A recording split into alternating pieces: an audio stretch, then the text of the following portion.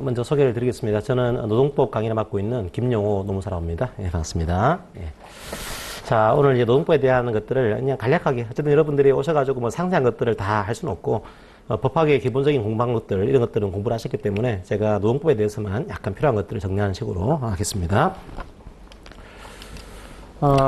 이제 노동법이, 올해부터 이제 1차 같은 경우에는 40문제로 다 늘어났어요. 늘어나다 보니까 올해 문제가 되게 어려웠습니다. 그러니까 어려운 이유가, 과거에 익숙하지 않았던 문제들이 좀 나왔고요. 그 다음에 예상을 좀 어긋난 그런 문제 형태로 출제가 됐습니다. 그러다 보니까 어떻게 이제 노동법이 좀 출제 경향들이 바뀌었는지 그거 중심으로 제가 말씀드리겠습니다.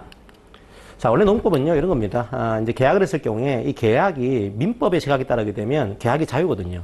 뭐, 열정폐도 가능해요. 만약에 열정폐가 가능하다고 한다면 근로자가 힘들겠죠. 그것 때문에 국가가 이 계약 속에 개입을 합니다. 개입을 해서 계약은 자유인데 아무리 자유라고 하더라도 국가가 법을 정해 이런 거죠. 일종의 근로기준법 이런 법들. 요거는 근로조건의 어떤 최소한도를 정한 법입니다. 그러니까, 자유긴 하지만 얘보다는 좋은 조건으로 계약을 해야 돼요. 만약에 이 법보다는 좋은 조건이다. 그럼 이 계약은 문제가 없는 겁니다. 근데 만약에 이 법보다 떨어지는 계약이다. 그러면 이 계약은 아무리 합의했다고 하더라도 계약이 무효가 돼요. 첫 번째로 민사적으로 무효가 됩니다. 두 번째로는 상당히 많은 내용들이 근로기준법은요, 형사적인 처벌 조항을 가지고 있어요. 일반적인 계약은 돈 문제인 거죠. 근데 이 근로기준법은 단순한 돈 문제가 아니고 이거는 근로자의 생계를 위한 건데 이걸 어겼어? 그러면 이건 범죄로 처리할 거야. 이렇게 해서 상당히 많은 내용들이 형사 처리를 할 수 있도록 그렇게 만들어놨습니다. 그러다 보니까 최근 문제에서는 이걸 위반했을 경우에 뭐 얼마의 징역, 뭐 얼마의 과태료 이런 것들을 알고 있냐 이런 형태로 문제가 가끔 나옵니다. 자, 그래서 여러분들이 이게 노동법 1회 파트인데요. 1회 파트는 우리가 과연 계약을 체결할 때 지켜야 되는 최소한의 기준을 알고 있냐 이 문제로 나오는 파트입니다. 자, 그래서 문제의 형태가요. 현재 최소한의 근로조건을 정하고 있는 그런 노동법 1회 파트가 11개 법이 있어요.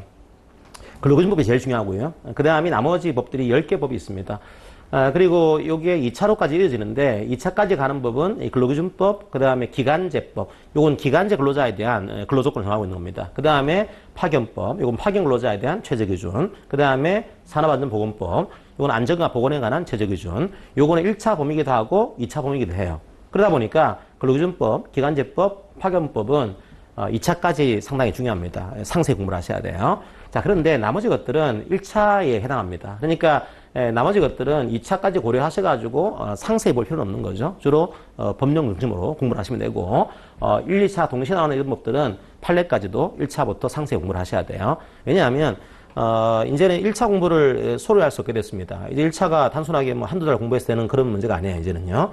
시간을 들여야 되는데, 이왕 시간 들일 바에는 2차까지 이어질 수 있도록, 판례부터 좀 볼 수 있도록, 그렇게, 이제 1차라고 하지만 사실은 한 1.5차 정도의 공부 방식, 그게 좋습니다. 그렇게 해야지만 1차 공부하면서 2차까지 이어지는 연계성을 좀 띄게 됩니다. 자, 이게 왜 이제 문제가 됐냐면, 이제 늘어났어요. 과거에 25문제였는데 40문제로 문제가 늘어났습니다. 자, 어떻게 늘어났냐면 상당히 달라졌죠. 과거에는 근로기준법이 60%, 나머지 법들이 한 법당 한 문제에서 40%가 나왔습니다. 근데 올해 완전히 흐름이 달라졌습니다. 이게 오히려 근로기준법이 50% 아래로 떨어졌어요. 나머지 법들이 51%가 됐습니다. 그러니까 올해 같은 경우에 근로기준법을 제외한 나머지 개별법이라 그러는데 나머지 부속법령들을 좀 상세히 안 본 분들은 상당히 어렵습니다. 이게 그러니까 분량이 늘어났어요. 자, 그러다 보니까 과거에는 주로 이제 근로기준법을 제외한 나머지 것들은 뭐 주로 2차형으로 나오지도 않다 보니까 1차형으로만 공부를 했거든요. 특강 같은 거 들으면서 커버를 했습니다. 이제는 좀 힘들 것 같아요. 제가 볼 때는. 그래서 우리 학원에서도 이제 이 개별적인 법률들도 좀 공부할 수 있도록 정규 시간에 좀 투입을 해서 가르칠 겁니다. 이제. 왜냐하면 분량이 너무 커졌죠. 1차에서는 거의 50%니까 얘를 못 풀면 떨어지는 거예요.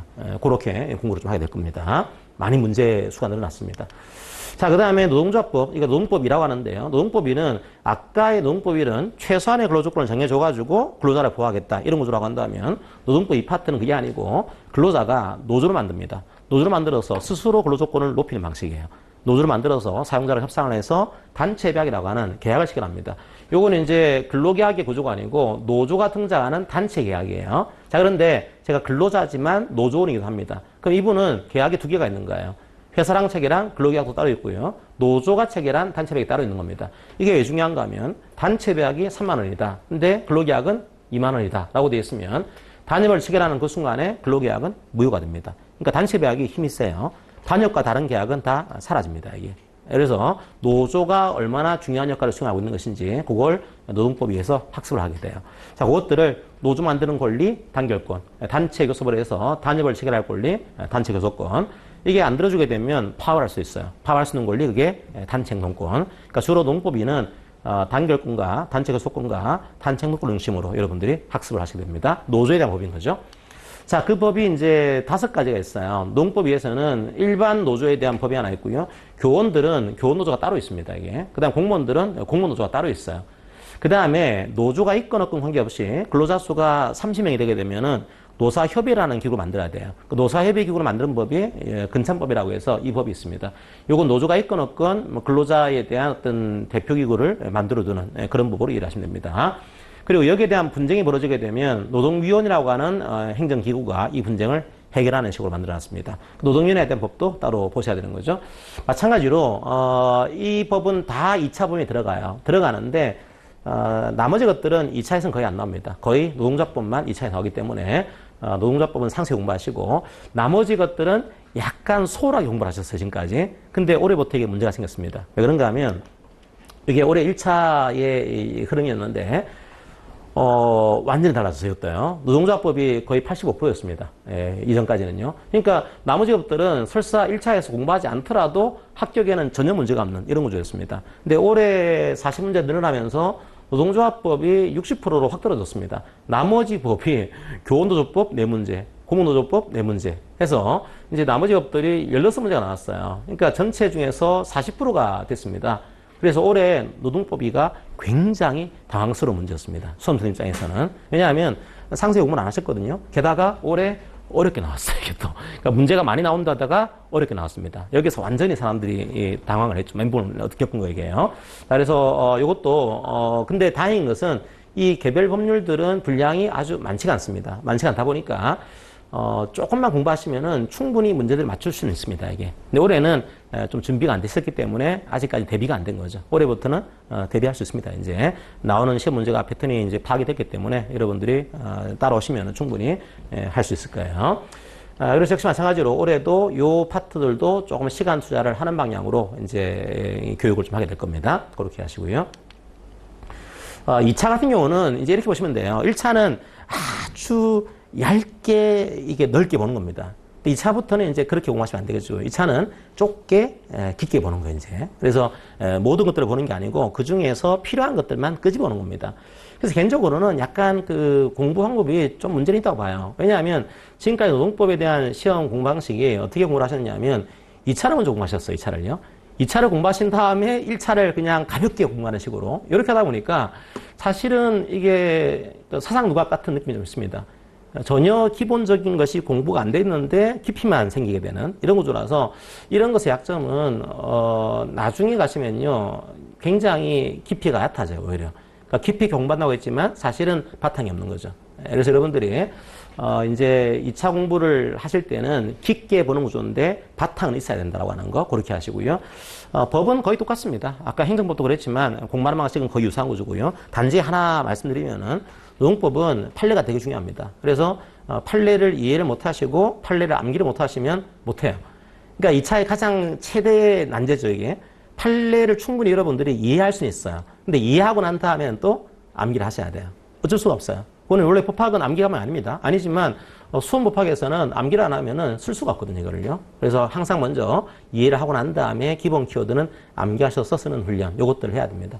제가 원래 암기를 원래 중요하지 않다는 걸 강조하기 위해서 먼저 이해를 시키고 이제 나중에 암기를 시키는데 그렇게 했더니 암기가 너무 늦어져요. 그래서 올해부터는 약간 암기를 미리 시킬 겁니다. 이해를 시키면서 동시에 암기를 준비하는 식으로 할 테니까 판례 중심으로 공부를 하실 필요가 있습니다.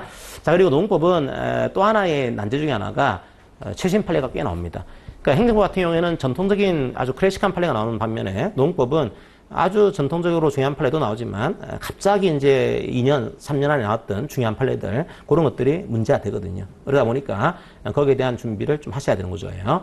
항상 문제 구조는 아주 전통적인 문제에다가 최신 판례가 끼워져 있는 그런 구조라서 여러분들이 전통 판례는 항상 공부를 하시고 최신 판례는 강사가 항상 소개를 해드리니까 그때마다 좀 추가하는 식으로 그렇게 공부를 하셔야 됩니다. 자, 그렇게 하시고요. 이제 무조건 이제 법학은요, 아까도 말씀하셨지만 이해입니다. 이해가 안 되고 암기를 하신다. 그러면 다 사라져요, 이거는요. 휘발성이 굉장히 강해집니다. 근데 이해를 하시면은 휘발성이 약해지죠. 충분히 여러분들이 오랫동안 끌고 갈 수가 있어요. 항상 마음이 급하시더라도 먼저 이해하시고 그 다음에 암기하신다. 이런 패턴들을 가져가셔야 되고요. 그 다음에 1차 준비할 때부터 판례도 보셔야 됩니다. 왜냐하면 이제는 1차를 꽤 시간을 투자하셔야 되는데 2차 준비가 안 된 상태로 이제 1차만 합격하게 되면 나중에 힘들어집니다. 그래서 1차부터 판례 중심으로 좀 보신다라고 하는 거. 물론 1차는 시험의 패턴은 거의 60%가 법령 문제입니다. 40%가 판례. 하지만 40% 판례가 2차로 이어지다 보니까 법령을 보시되 이때부터 판례를 공부하는 훈련들을 좀 하셔야 돼요. 자, 그리고 이제는 1, 2차 동차를 준비하는 분도 많이 계신데 올해 약간 힘들었습니다, 이게. 그래서 제가 약간 조언을 드리면은 동차를 하시는 분들도 막판에서는 1차를 이제 올인하셔야 돼요. 이제 안 될 수가 있으니까. 올해 합격률이 22%였거든요. 그러니까 1차가 거의 5명 치면 1명 붙는 시험이 된 겁니다, 이제. 과거에는 5명 붙는 시면은 한 2명, 3명 붙는 시험이었거든요. 이제는 아니에요. 이제는 아니니까 막화제는 1차를 좀 올인하셔야 된다고 하는 거, 그렇게 하시면 되겠습니다.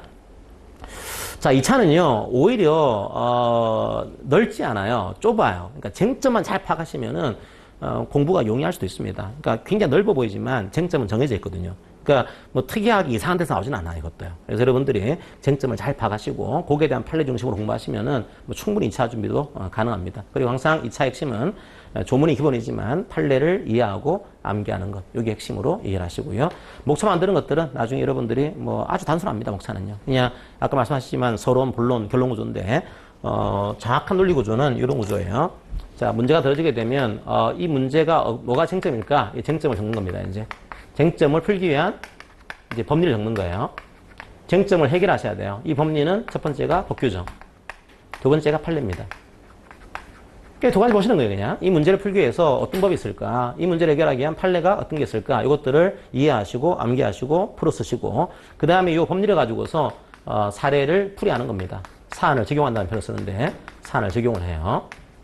자, 이 문제를 이 판례에 비춰보니까, 그렇다, 아니다, 이렇게 풀어 쓰는 거죠. 그 다음에 마지막으로 물어본 것이, 이 해고는 정당한가? 정당하다, 정당하지 않다. 결론 내리는 거죠. 그러니까 노동법의 구조는 똑같아요. 다 이런 구조입니다. 쟁점을 적고, 그 다음에 법과 판례를 적고, 이 법과 판례를 사안에 대입해서 사안을 적용하고, 마지막으로 결론을 하고, 이런 구조입니다. 요게 100점을 따지면은, 이게 100점 만점이라고 한다면, 얘가 한, 이제 40, 얘가 한, 40에 30, 이렇게 나옵니다. 그 다음에 10, 10 이렇게 들어갈 때가 있어요. 15, 15 이런 식으로. 그러니까 50 정도 되겠죠, 그죠? 이런 식의 문제입니다. 그러니까 이 파트가 제일 중요하지만, 이 쟁점과 결론도 배점이 되는 구조라서, 이것들도 훈련을 하실 필요가 있는 구조입니다. 자, 그렇게 하시고요. 그래서 쟁점 풀이는 이런 구조 말씀드렸어요. 문제 소재, 그 다음에 법리입니다. 이게 법리, 그 다음에 사안 적용, 결론 이렇게 만들어진다라고 하는 거. 항상 이 틀거리 속에 내가 끼워 넣는다라는 생각하시면은 약간 목차 만들기가 편해집니다. 자기만의 독특한 목차 만들 필요 없어요. 그냥 여기에 그냥 끼워 넣는다. 그런 마음가짐으로 공부를 하시면 되겠습니다.